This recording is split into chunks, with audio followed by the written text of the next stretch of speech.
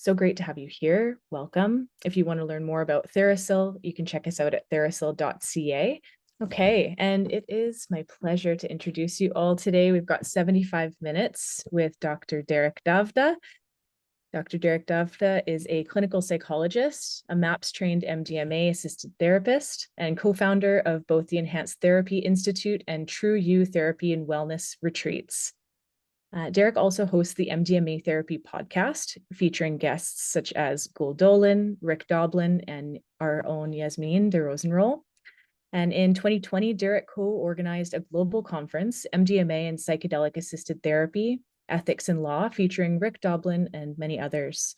And just in 2024, Darek finished the construction of magical North Point Retreat, north of Kenora, Ontario, where he will now host team and group wellness and educational retreats. So Darek, thank you so much for being here with us this morning. Yeah, it's a pleasure. I'll pass it over to you. Right, that's great. So thanks, Alex. Thank you, TheraPsil. So let's see whether we could maybe connect a little bit. People who've never had any experience with MDMA therapy would be kind of interested. First thing, they just want to understand, like, what is that experience? So what would you say about MDMA experience that actually is most healing? What about MDMA experience contributes to the healing? What makes MDMA such a powerful healing tool, not in itself, but with therapy? Ability of the medicine to allow me to be connected to my core inner healer in a way that's not overwhelming at all.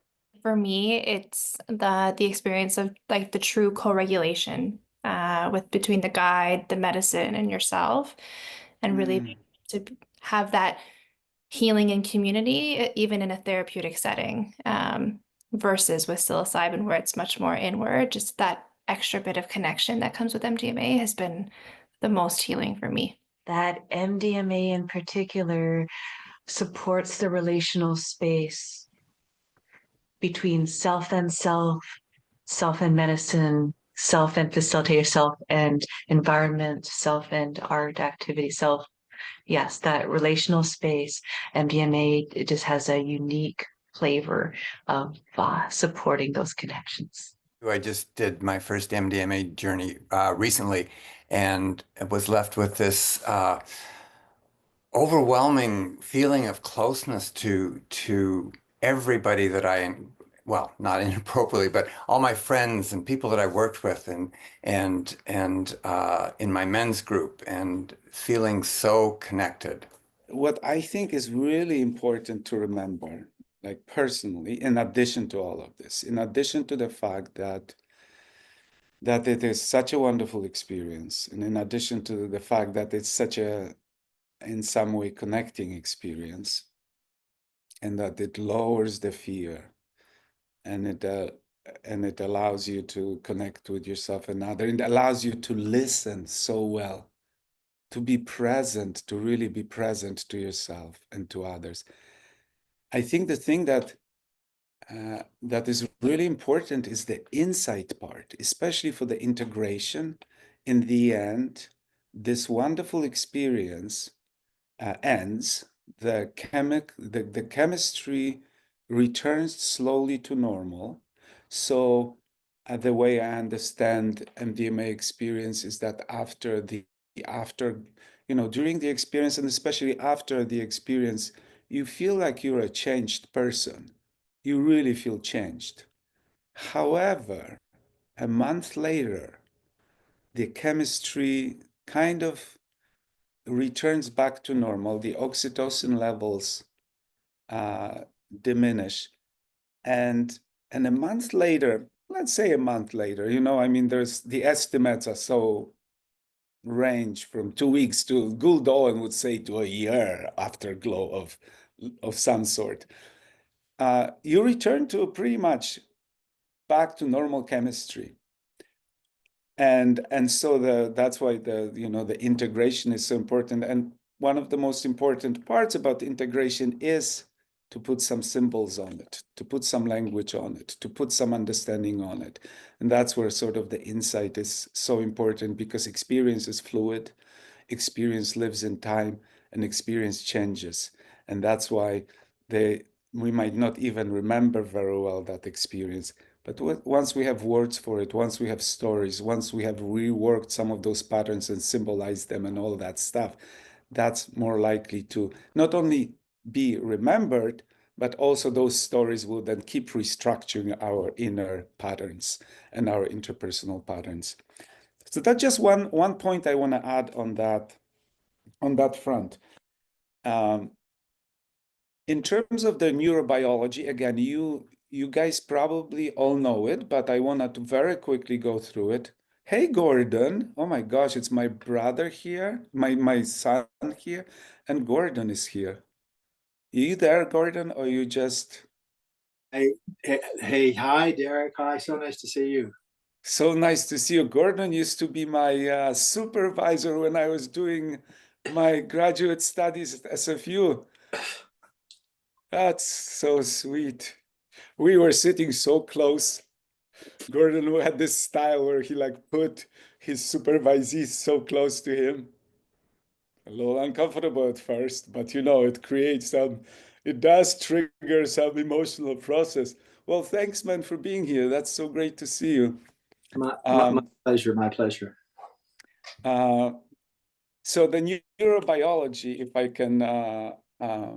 if I can do a very quick overview, is like from the neurotransmitters point of view.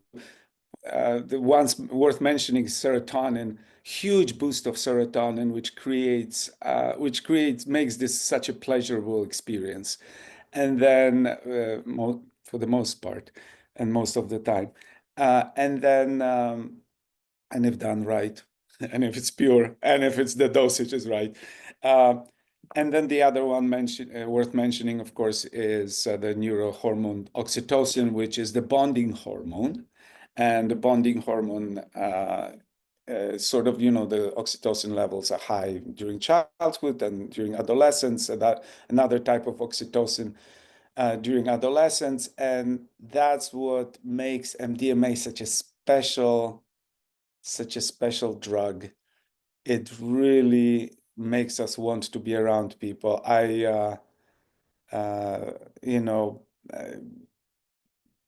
This is such an interpersonal drug, and that's what makes it so good for therapy as well. And for, most trauma is interpersonal trauma. The real deep trauma is all about our relationships with people. Of course, there's other trauma, some physical safety and stuff happens as well, but a lot of trauma is interpersonal, and it's about those interpersonal patterns. So oxytocin is a big gift here. And just to go very briefly to the brain structures, what's worth mentioning? Well, obviously, amygdala, everybody knows that it decreases the activity of amygdala, and it decreases the activity of insula. So amygdala is the fear center. Insula is the kind of part of our brains that our body is mapped onto. So again, with trauma, there's a lot of very uncomfortable physical feelings that we have that we naturally avoid. So the decrease of activity in amygdala and insula are sort of connected in a way that they both decreasing this activity allows us to do some good exposure work. We would call it. Exposure is probably in psychotherapy is one of the most important principles in all of psychotherapy. And of course, the problem with trauma, deep trauma, is that we develop these very deep automatic patterns of defense and dissociation that separates us from ourselves, separates parts of us from other parts, and ultimately, of course, separate us from other people. And then we just run those scripts as we live. We run those scripts within, and we run those scripts outside of ourselves in other relationships. So to have this gift of sort of calming down the fear and of calming down the insula, so that we can actually feel the feelings rather than just get so freaked out or just straight up dissociated that that we can't We can't approach these feelings, and that's of course what allows for the integration and for communication, for the opening of the communicative channels within and the communicative channels outside of ourselves. One interesting thing about MDMA, and I don't know how much evidence we have for that, but there is some evidence that dissociation, actually just straight up dissociation, is not a counterindicator for MDMA therapy, which is huge. And you guys might know more about it from your practical experience. I would be glad to hear from you a little bit about that later. But people with dissociative tendencies, strong dissociative tendencies, that normal protocol with psychotherapy, exposure therapy, is that you should back off. You should be careful with exposure therapy with dissociation, because if you trigger a strong dissociative mechanism, not just like little defensive dissociations, but like actual dissociative break, it just re-traumatizing. It doesn't do anything good when you do that in therapy. It just straight up re-traumatizes you with no benefits. So that's where exposure has its limits. So if it's actually true that MDMA can allow these people that can do regular therapy to do people with high dissociative tendencies to actually connect, that would be in itself just such an immense benefit, immense gift.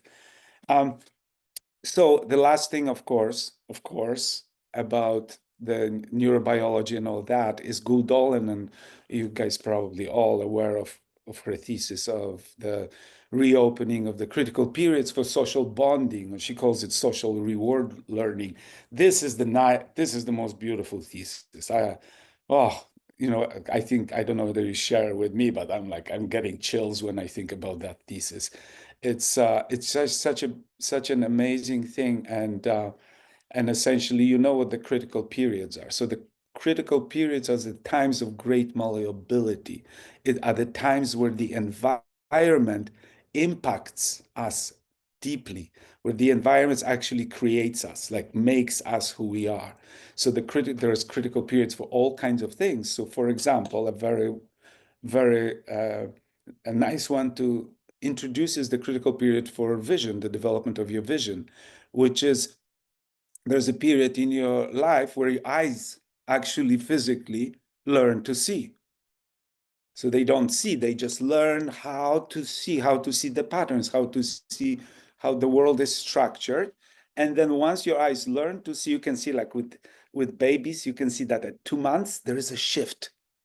Suddenly there's a different quality of vision. And then at 6 months, it's a completely different quality of vision. You can actually see, like, by looking at their eyes, that their eyes look differently, that they know more. So then once the eyes learn how to see, what happens is that that critical period shuts down, because this kind of to save energy. Now I know how to see, the world is not going to change, the world is stable. So what then happens with the system is that we take the information in. When we see, we don't learn anymore. The eyes don't learn anymore. We take the information in, but we also project the information out. At the same time, there's always a predictive patterns. I don't know if you guys heard about all this research with that there's always a predictive pattern that goes and predicts what's there. That's why sometimes we get so stunned when something unexpected shows up in our environment, because you were predicting exactly what's going to be there. So you spend the least energy to actually trying to decipher what's there, because you already know. So, and why that example is so useful, because exactly the same happens with trauma and relational patterns. We learn those relational patterns early on in life. And again, I'm talking to people who probably know all about it, but this recording, we'll put it out there. But when we learn those patterns, we're malleable, where the oxytocin levels are high, where we are very, we are born to the world as an open field, pretty much. Humans, more than any other animals, are just open to learning. And then we go and we just helplessly taking in everything that comes at us, every single little interaction, everything, and we take it in. And that becomes our truth. I'm gonna cry now. I'm gonna cry in a moment, you know. And because children are so freaking vulnerable, you know, and then it just hurts so much to think how much children get hurt by just the simplest thing. Like children need so little, and they get so hurt because a lot of parents know so little about how to provide just a very basic care. It's not much, you know. But parents, of course, are helpless too because they are structured by their own. So it's nobody to be blamed. We're just all structured by their experience, and then we enact this experience. So then what happens is we take it all in and we create these inner patterns. We figure out, okay, that's how world works. That's how relationships works. That's how love is. That's how we can trust or not trust. These are people that do this. People will do that. I am like this. I am like that. I am worthy. Or I'm unworthy. Or I'm, you know, this or that. And then after these periods, these critical periods, very early in our lives, you know, and then, you know, the older we are, the more we solidify in ourselves. We become less open to learning, and the more we start repeating ourselves. So the problem of change is like just incredibly difficult to change who you are. Incredibly difficult. And there's no problem with that as long as, you know, as your life is good and as long as people around you are good. There's a variety of ways of being and it's all good. But you know, but a lot of people suffer because they have not gotten the, you know, the kind of adaptive patterns that were adaptive at the time of trauma, where people either don't see you and you're like, you know, you're going like, there's this kind of neglect or lack of attention problem, and you can't establish your center when nobody gives you any attention. Like you can't know who you are. And if then people, these adults are sort of like, first, one, not seeing you, two, when they actually interact with you, they will project their own things. So you're like, and you lacking center. Maybe you will feel like unworthy of attention if that happens. Maybe you will feel, oh, I should be doing this to be loved, or I should be doing that to be loved, or should be doing that to be loved, you know. So that's, you know, those injuries. And then there's the positive injuries, meaning positive, meaning you actually get some bad stuff like abuse and all that stuff. Obviously, that creates a whole other set of problems with lack of trust and you know, feeling super unsafe and all that. I mean, lack of attention creates lack of safety as well. So in any case, long story, but the idea with the reopening of those critical periods is that you can't reopen them. But then comes MDMA and comes Gul Dolan, and she does research and she says, hey, look, we can become children for a bit here. We can become fluid. We can become flexible. And we can now have a reparative experience with our therapists, with other people during and after the MDMA experience. And we can actually change. And in my, you know, like all I understand about that change is that we have to be careful not to overpromise on that change, because as I say, the chemistry returns back. But the way I kind of I say it to people, the way I understand it is, yeah, so after a month, your chemistry will go back to normal. You will be back to normal, but it's never gonna be the same normal. That there will be a tiny little shift. And that tiny little shift actually can be a very major shift, you know, because if you make a tiny little shift in terms of like not judging yourself, for example, it's life changing, you know. Or if you take a tiny little shift in opening to your loved one a little bit more, actually seeing them not as a you know, dangerous person, in some way being scared of them, but as actually like just a human being that has good intentions, that's a major shift, you know? Or if you get a little bit more compassion, like a feeling of compassion. You know, a lot of people, if you ask them about self-compassion, honestly, people don't even know what it means. They understand the word. They don't understand the feeling. And I was in that place in my life. I did not, and then one day I did. And that was earth-shattering to actually understand.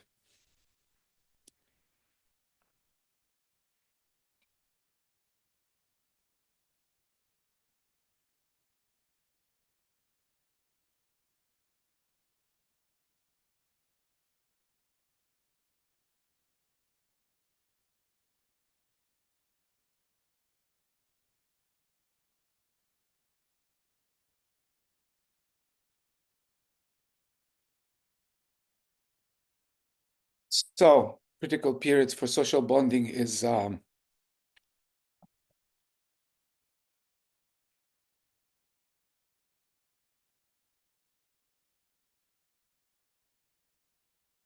we do these retreats here, urban. This is my city office, and we do these circles here. And the way we structure these urban retreats, which is, by the way, sort of like MDMA therapy without MDMA. We took all the lessons from MDMA, and we created a kind of a system of therapy that uses all the same principles of connection and acceptance, and people are really responding very well to those. But what I wanted to tell you about that is that we included ourselves as participants fully in those retreats, and that's a game changer for me, because before each retreat, I'm like, oh, what's gonna happen? What's gonna happen today with me? Maybe something's gonna happen. So it's like super nice that way, Anyway, I'm going places, obviously. Obviously going places. So one of the concepts I just want to mention is that I believe MDMA is such a sacred drug, and that it should be used very wisely because of the tolerance, and because the tolerance, again, I would love to see some good research on that for people who use a lot of MDMA, but I assume that the MDMA loses its power if you use it too often, and that this is such a great therapy drug, and it's so good to have it for your entire life. So to use it sporadically and wisely and therapeutically would be what I would be preaching if I were to, if anybody wants to listen. Just, I would say just remember that you might have limited experiences, especially if you use it often. So I would be very cautious on that. And as well as working with clients in our clinic, we will be very cautious with the frequency of it. We would leave a lot of space between for people to just integrate whatever it is that they have, the gifts that they got during the experience. So that's one thing. And then there's a whole question of drug versus therapy. And, I mean, there's so many different psychedelics, and some question whether therapy is necessary for some of the psychedelics, and it might actually not be necessary for some of the psychedelics. Just creating a safe context might be enough, and taking care of people's physical safety and with a little bit of support. But of all the drugs, MDMA is actually needs therapy, and not just therapy. I mean, other therapeutic contexts will do the work as well, and might be very beneficial. But MDMA on its own, actually MDMA on its own might have not only zero therapeutic benefits, it can be fun, can have zero therapeutic benefits, but it can also be harmful. Being around people, like, you have to be careful who you're around when you do MDMA. because it's such a heart-opening drug, and if you're around the wrong person and you connect with the wrong person, or all kinds of things can happen in MDMA. So that's why therapy is really, for me, of course, I'm a therapist, so I just say therapy, but people do other work and they are skilled and they have good support around that, and safety, all the safety mechanisms that might be good. But I personally think that when you say MDMA assisted therapy, that it's therapy. It's therapy is number one, and MDMA is an enhancer of therapy. So that's sort of how I think about that. I don't know what's your opinion on that. Anybody would like to say a word about that? Well, I absolutely agree with you. I think that in both the psilocybin and MDMA space, one of the pieces we're really missing is that these are medicines, they're tools, they're helpful, so helpful, but they are part of a therapeutic protocol. So absolutely agree with you, Derek, on that. Thanks for that. Yeah, that's good. And yeah, well, I already talked about the integration. So I just want to talk a little bit more, and then we can chat. One of the things that happened is, so I've been doing psychotherapy for a long time. I'm a psychologist, but I consider myself a psychotherapist predominantly. I do very little assessments. I don't do any complex assessments, just like diagnostic assessments, but I'm predominantly a psychotherapist. So all the training and research that I've done with MDMA has really helped me clarify how to do therapy. So MDMA therapy has been actually helpful for me to clarify what good therapy is. And ever since that, everything kind of, for me, fell in place, and some of the, both in terms of the principles of wellness, but also methods, and how to do it and what to do.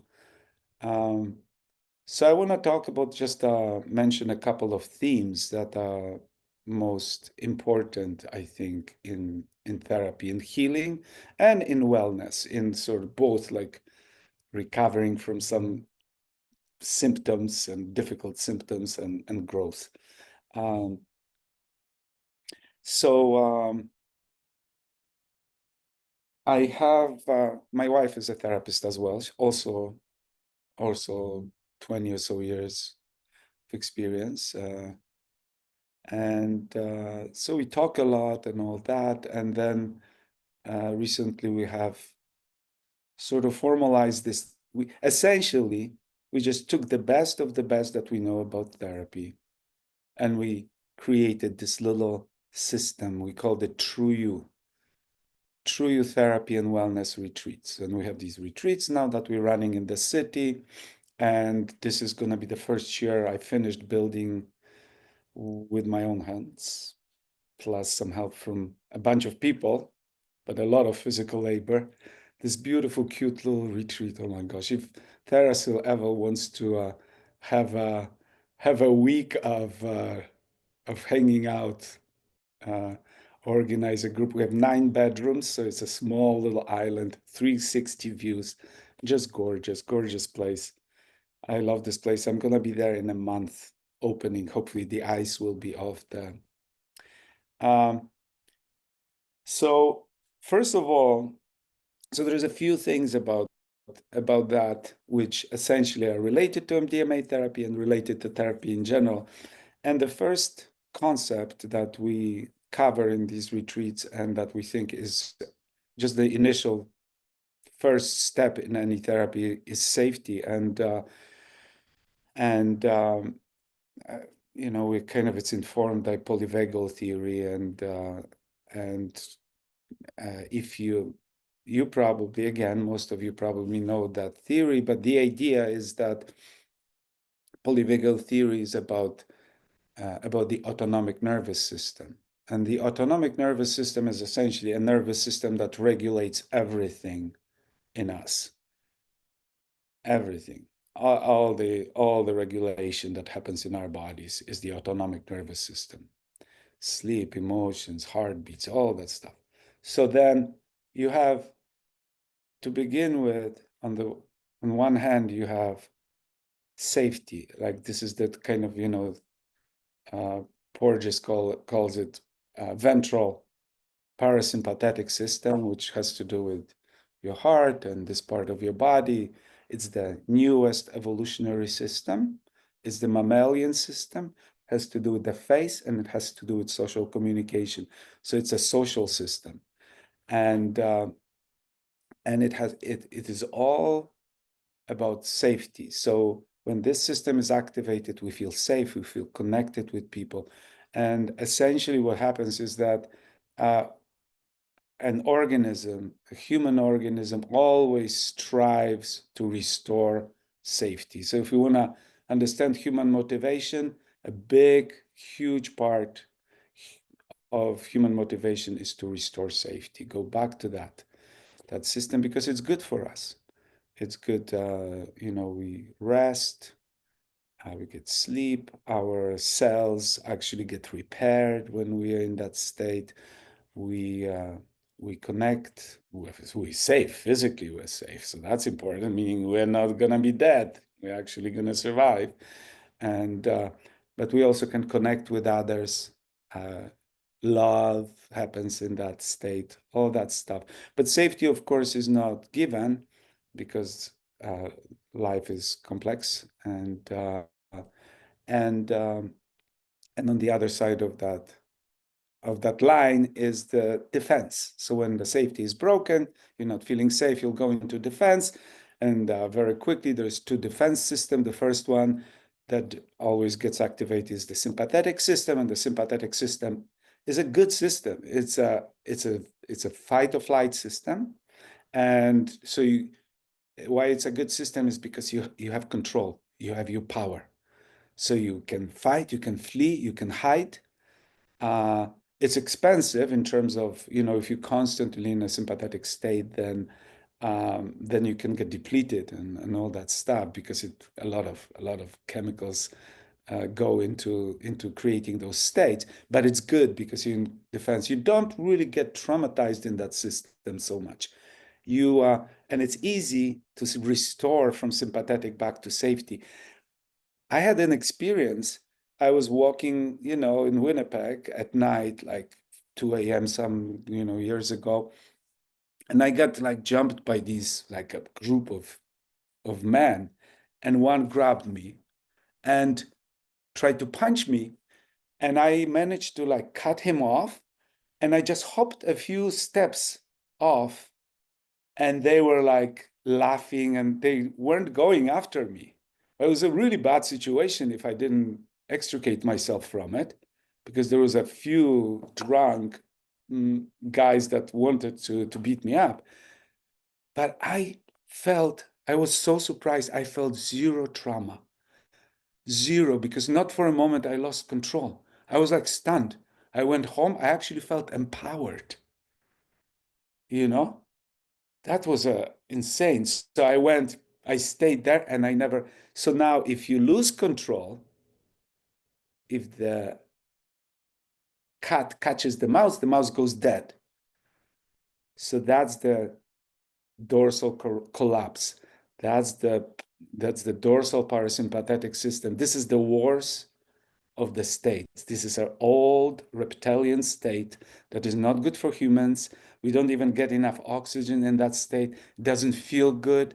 It's a horrible, horrible state. That's where dissociation happens.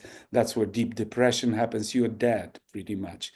You're dissociated. You're not there, you're numb. There's all kinds of versions of it. And of course, experience is complicated, so we can't just divide it into 3 systems, but more or less, that's what happens. So again, if we want to understand human motivation, one very simple way of understanding is that people will do anything to avoid this dorsal collapse. People will do anything not to go there. If you want to understand why your clients are behaving, they are behaving. They are just not wanting to go into that horrible, horrible state of being dead and helpless. So I find it very useful to tell clients about polyvagal theory because it really creates acceptance. It really helps with the acceptance bit, because if you understand that you don't have control over these feelings, that those feelings are way faster than you, that they are more powerful than you, and that you can't really control them directly, then you can just sort of figure out how to accept yourself more, because people beat themselves up. Why am I doing this? What's wrong with me? There are reasons why you're doing it. And sometimes it's very difficult to understand those reasons. It takes a long time. But believe me, there are reasons. These are adaptive mechanisms that have been developed for a reason. And now, unfortunately, you're suffering from this kind of trauma and all that. But we know what to do in those, in those states. We know once we accept that that's what happens, we know that if somebody goes into the collapse, and let's say their spouse is there trying to pursue them and trying to resolve the conflict, that's the worst thing to do. So we know to, you want to help them, give them a blanket, bring them like a little warm tea, see if they want you close or maybe they want you away. They're not there. They're not there to communicate with you right now. They are reptiles right now. Let them be reptiles. Give them warm tea and a blanket, and send them some distant messages of love or something like that. All I'm saying is that once we accept these, that's why polyvagal theory is so good, because if we accept that we have these states, then let's accept the states. Let's accept all our emotions. That's where we kind of land in our system, and in my sort of way of thinking. Where we land with acceptance is 100% acceptance of your inner reality at any point. All your thoughts, all your feelings and desires, everything, 100% acceptance. That's where we're striving towards. And then there's your actions. And your actions, we're striving towards as much control as possible. Make your actions deliberate. Make your choices. So we're dividing it in that way. We're not accepting you acting on your feelings, even if they are your most truest feelings. It's not okay to say things to hurt people. It's not okay to act to hurt people. It's not okay to do that to hurt yourself. So that's sort of how I work with acceptance. Very simple. And I know probably lots of people think the same way. It's a big task, of course, but to have a clear conceptual framework for it, I find it very helpful. A couple of quick concepts like truth. I love playing with the idea of truth. It's a very complicated concept, but again, we call it true you because we make a claim that finding the truth about who you are is synonymous with healing, and that the whole healing process is encapsulated in this statement. So obviously finding your truth is a very complicated thing. We are fluid. We don't have like structures inside. It's all fluid. There's a brain, very complicated. There's the body, complicated. And then there's the words, so it's like a semiotic structure, search for any symbolic action has this double thing, there's the signified, the terrain, and there is the signifier, the map, the language. And there's a big, there's a lot to talk about it. How do you map a territory? And the map is what we use to communicate among ourselves. So there's that's what we use, because I only have my terrain. I don't have yours, and I will never have your terrain. I will never have your experience. You will never have mine. So all we have is words and other symbolic systems that we pass along between us. And but nevertheless, so the truth, it sounds like very simple, But how do you map this fluid terrain? There's so many ways of mapping this fluid terrain. There's so many systems of thought, so many ways of talking. You know, we get all these stories, we get inundated with all these. When we grow up, the thing is, another important thing here is this. When words and language comes to us from outside, we don't generate it from within. It comes from outside. We get the language, we get the stories, we get the myths, we get the lies, we get all of this. It just goes in, and then it all lives in us and it creates us. And then we and our thinking and our, it's all, we kind of process it within, and then it's us. Okay, now I'm thinking. Oh, I'm thinking. And it's really difficult to undig yourself from all the indoctrination, to actually make sense of who you are. Because if people actually gave you like nice mirroring and nice presence, oh, look, that's nice what you do, and the nice guidance, oh, maybe received, maybe to this, da da da, and then you feel that they are with you when you were young. That's nice, because nobody's like shoving their like truths and their generational anxieties and their, all the crap into you. But unfortunately, that's how it works. A lot of people just they are also structured by those stories. We are the subjects to those stories. There's like, the way I think, these are like big philosophical concepts, and I love thinking about big concepts. But the way I think is that we are essentially, we consist of two codes. Two, you can call them gods, or two codes. One is the code of genetics, and it goes like our body. And the other one is the code of experience, the code of culture, the symbolic code that comes. And at any point of our experience, of our life, these two meet. At any point, they become one in us. So language lives there, people talk. That's like an alive language. There's dead language, which is the libraries, it's completely dead until we embody it, and it lives in us. These words live in us and all that stuff. But in any case, that's a long topic. But the idea here is that these, when we get indoctrinated to all of this, oh my gosh, it's like you can't undig yourself. So again, that's where psychedelics come in, and they help you break those structures a little bit and look differently and all of that. And so despite all the difficulties, truth to me is such a beautiful concept. There's a complete assault on truth right now. And if we lose truth as a concept, postmodernism essentially kind of discarded truth, it's like, it's all power. It's all about power. It's not, truth doesn't matter. I can say whatever I want as long as I get whatever I want.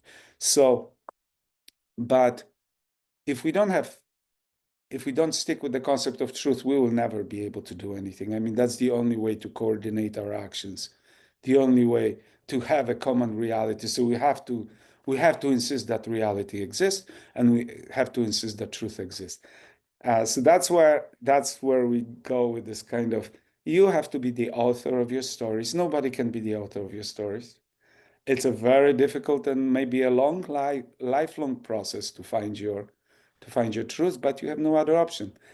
If you live other people's stories, or if you live other people's lies, or your own, they become your own lies, or myths that are, there's nothing wrong with myths, nothing wrong with some lies, as long as it like creates harmony. But a lot of lies and myths create discord, and right now we're destroying the fucking planet, this beautiful planet. And right now what's happening, it's just out of control what's happening with truth right now. And just the last thing I want to say